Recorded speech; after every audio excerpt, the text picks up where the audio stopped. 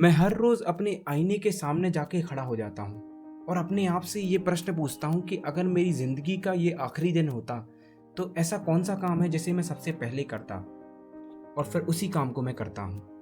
ऐसा कहना है स्टीव जॉब्स का। जय हिंद दोस्तों, आज के वीडियो में आपका स्वागत है। आज के वीडियो में हम बात करेंगे एप्पल के को-फाउंडर, एप्पल के सीईओ रहे स्टीव जॉब्स की। स्टीव जॉब्स एक बहुत बड़े बिजनेस टाइकून, इंडस्ट्रियल डिजाइनर, साथ ही एक बहुत बड़े इन्वेस्टर, इनके बारे में आज हम चर्चा करेंगे। चर्चा करने से पहले अगर आपने मेरे चैनल को अभी तक सब्सक्राइब नहीं किया है तो सब्सक्राइब करें, बेल आइकन को हिट करें ताकि ऐसे ही इंफॉर्मेटिव और इंस्पिरेशनल वीडियोस आपको मिलते रहें। स्टीव का जन्म 24 फरवरी 1955 को सैन फ्रांसिस्को में हुआ। इनके पिता प्रोफेशन से एक असिस्टेंट प्रोफेसर थे। इनकी मां इनके पिता की ही स्टूडेंट रही।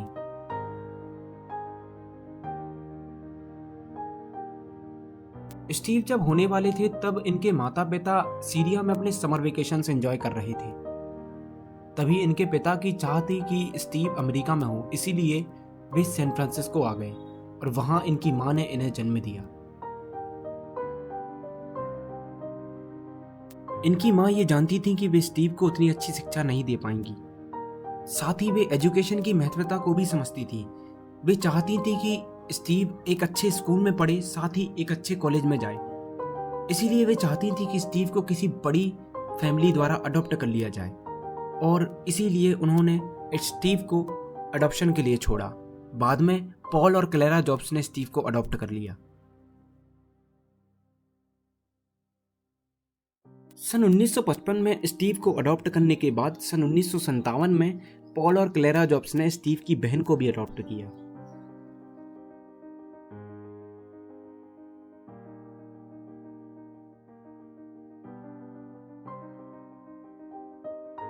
स्टीव और उनकी बहन को अडॉप्ट करने के बाद जॉब्स फैमिली अब सैन फ्रांसिस्को से शिफ्ट कर गई। अब वे माउंटेन व्यू कैलिफोर्निया में रहने लगे थे। स्टीव ने अपने एलिमेंट्री स्कूल की शिक्षा माउंटेन व्यू के ही मोंटालोमा एलिमेंट्री स्कूल से पूरी की।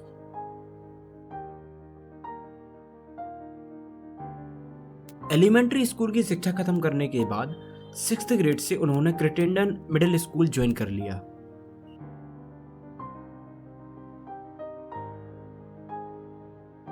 अपना हाई स्कूल इन्होंने होमस्टीड हाई स्कूल से कंप्लीट किया।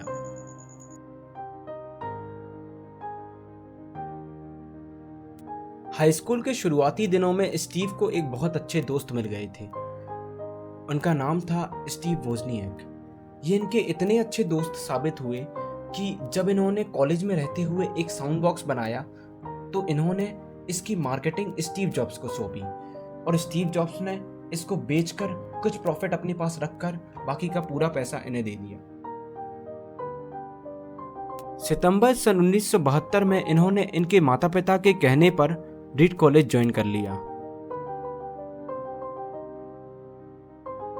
क्योंकि स्टीव के माता पिता ने स्टीव की बायोलॉजिकल मदर से ये प्रॉमिस किया था कि स्टीव कॉलेज जरूर जाएंगे, इसीलिए उन्होंने अपनी पूरी सेविंग्स लगाकर स्टीव को कॉलेज भेजा। लेकिन अब उनके पास इतने पैसे नहीं थे कि वे कॉलेज के हॉस्टल भी मैनेज कर सके। इसीलिए स्टीव क्या करते थे, अपने दोस्त के रूम पे फ्लोर पे सो जाया करते थे और कोक की बॉटल्स को वापस बेच आते थे ताकि उन्हें कुछ पैसे मिल सकें और वे उससे कुछ खाने के लिए खरीद सकें।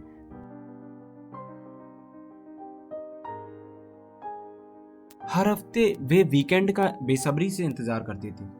हर वीकेंड पर वे 7 किलोमीटर तक पैदल चल के हरे कृष्णा टेम्पल जाते, वहां आरती में शामिल होते, फिर उसके बाद वहां का प्रसाद ग्रहण करते। ये प्रसाद उन्हें इतना पसंद आता था कि एक बार स्टैनफोर्ड यूनिवर्सिटी में स्पीच देते समय इन्होंने कहा था कि वहां का प्रसाद इतना टेस्टी था कि आप कभी रेसिस्ट नहीं कर सकते थे वहां जाने से।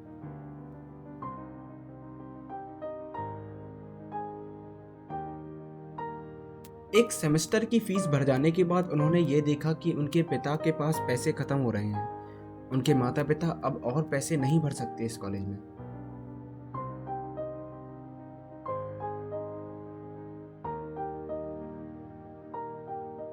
और ऐसे में वे कॉलेज छोड़ने का डिसीजन लेते हैं। उन्होंने कॉलेज तो छोड़ दिया था, लेकिन उनके कॉलेज के पास में ही एक कैलीग्राफी की फ्री क्लास लगती थी, उसको वो ज्वाइन करते रहे।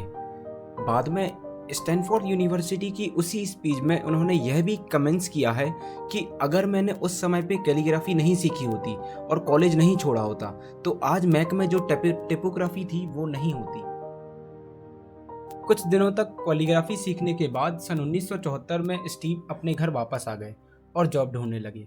तभी इन्होंने पाया कि इनके दोस्त स्टीव वोजनियक ने एक वीडियो गेम बनाया है जिसका नाम पोंग था और वे उसकी मार्केटिंग के लिए इन्हें हायर करते हैं।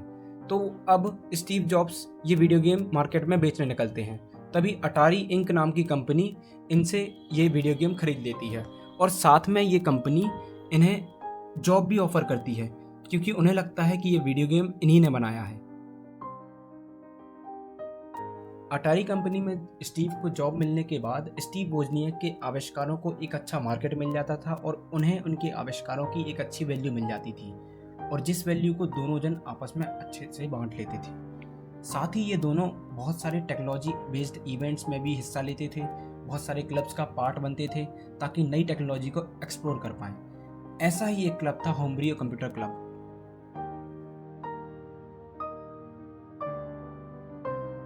इनका क्लब्स में विजिट करना एक अच्छी पहचान पाने के लिए इम्पोर्टेंट था, इसीलिए होमब्रियो कंप्यूटर क्लब इनकी सबसे अच्छी चॉइस बना।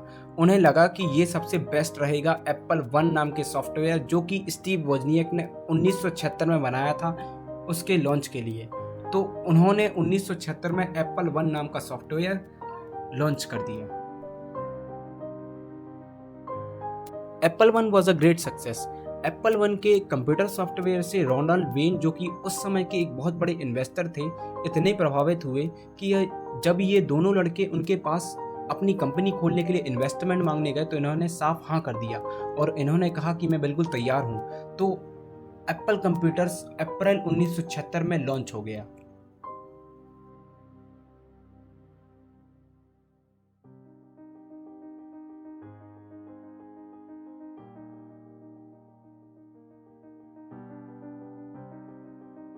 शुरुआती दिनों में एप्पल के सक्सेस को देखते हुए अब स्टीव ने यह डिसाइड किया कि उनकी कंपनी को एक सीईओ की ज़रूरत है, तो उन्होंने स्कली को हायर कर लिया। अब इन दोनों की सोच में काफ़ी अंतर था। पहला, स्टीव मैक के तरफ आगे बढ़ना चाहते थे, लेकिन स्कली जो कि सीईओ थे वो चाहते थे कि कंपनी जैसे सॉफ्टवेयर बनाते आ रही है वैसे ही सॉफ्टवेयर पे बनाने में काम करें। दोनों की सोच में काफ़ी अंतर था।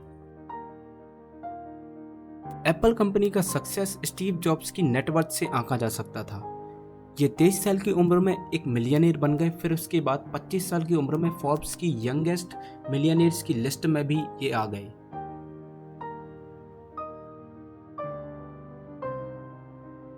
अब क्योंकि स्टीव और स्कली दोनों की सोच में बहुत अंतर था तो बोर्ड ऑफ डायरेक्टर्स का सपोर्ट भी अलग अलग था।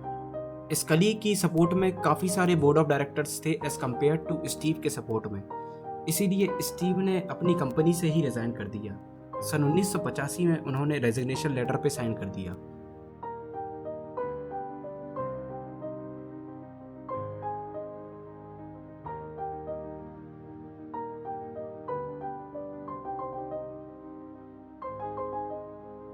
स्टीव के साथ उनके सपोर्ट में जितने लोग थे उन्होंने भी एप्पल कंपनी से रिज़ाइन कर दिया।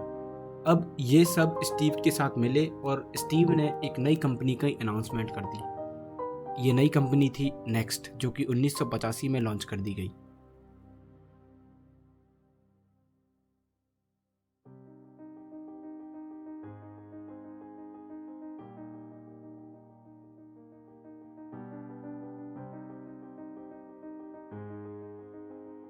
और फिर अगले ही साल स्टीव ने एक नई कंपनी लॉन्च कर दी। इसका नाम था पिक्सर। ये कंपनी एक कंप्यूटर ग्राफिक्स पे बेस्ड कंपनी थी। इस कंपनी ने डिज्नी के साथ मिलकर काफी सारे हिट्स प्रोड्यूस किए।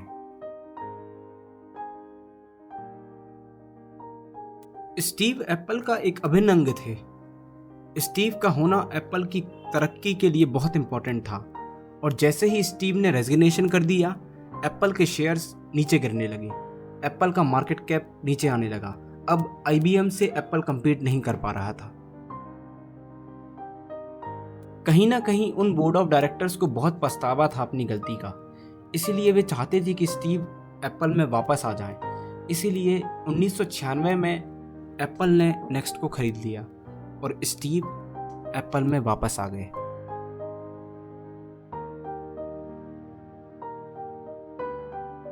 स्टीव के एप्पल में वापस आने के बाद एप्पल वापस तरक्की की राह पर चलने लगा। सबसे पहले मैक लॉन्च हुआ जो कि स्टीव का विजन था। आईपॉड लॉन्च हुआ जो कि स्टीव का विजन था। ऐसे ही आईफोन, आईटैब, मैकबुक, ये सभी स्टीव के विजन्स थे जो कि लॉन्च हुए एक के बाद एक, और एप्पल एक बड़ी कंपनी बन गई।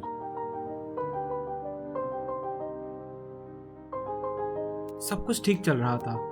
स्टीव अपना काम बिल्कुल अच्छे से कर रहे थे। एप्पल तरक्की की राह पर बढ़ रहा था। लेकिन तभी सन 2003 में स्टीव को एक बीमारी का पता लगा जो उनके शरीर में थी, और वो था पैनक्रियाटिक कैंसर। ये एक बहुत ही रेयर कैंसर था।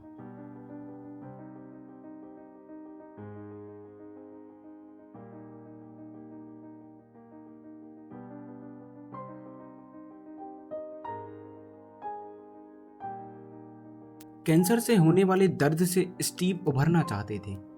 इसीलिए उन्होंने एक बहुत ही रिस्कफुल सर्जरी करवाई। रिस्कफुल इसीलिए क्योंकि डॉक्टर्स ने इस सर्जरी को करवाने से साफ मना किया था, लेकिन उन्होंने करवाई।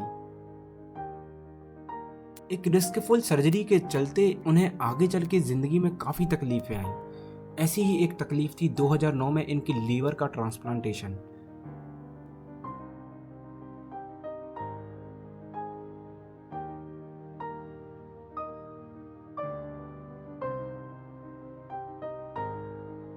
ऐसी ही एक बीमारी के चलते 5 अक्टूबर सन 2011 में स्टीव नहीं रहे। स्टीव को कभी भुलाया नहीं जा सकता। आज एप्पल जितनी बड़ी कंपनी है उसके पीछे स्टीव का एक बहुत बड़ा हाथ है। एप्पल के शुरुआती दिनों में स्टीव ने काफ़ी मेहनत की, और आज एप्पल एक बहुत बड़ी कंपनी है, तो सिर्फ और सिर्फ स्टीव की वजह से। सन 2018 में एप्पल $1 ट्रिलियन की मार्केट वैल्यू के साथ दुनिया की पहली कंपनी बनी जिसने $1 ट्रिलियन की मार्केट वैल्यू को क्रॉस किया। और आज 2020 में एप्पल $2 ट्रिलियन की मार्केट वैल्यू के साथ दुनिया की सबसे बड़ी कंपनी है। ये है एप्पल की ग्रेटनेस और स्टीव जॉब्स की मेहनत का कमाल।